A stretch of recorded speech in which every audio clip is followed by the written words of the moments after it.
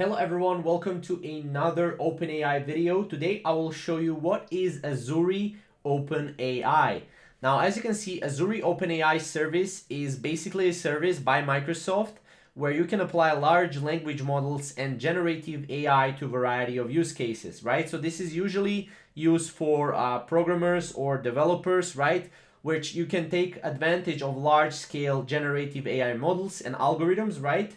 And you can basically custom tune or custom create your AI models, right? As you can see, here are some of the use cases. Obviously, you can check out the use cases and stuff like that.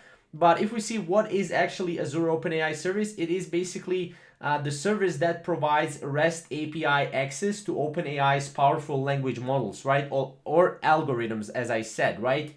Including the GPT-3, Codex, dall-e, embedding model series and stuff like that, right? So these models can be easily adapted to your specific task, right? Whether you want to program an app that will do something for you, or whether you want to maybe create something else, right?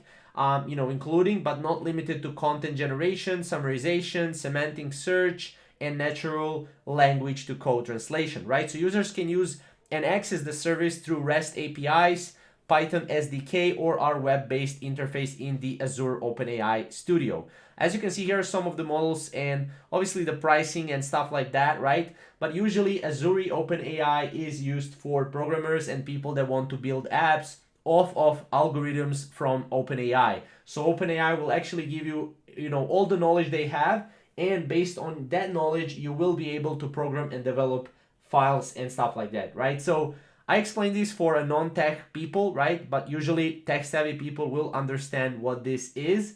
But yeah, if you have any questions around this, comment down below and we'll see you in the next video. Thank you guys for watching.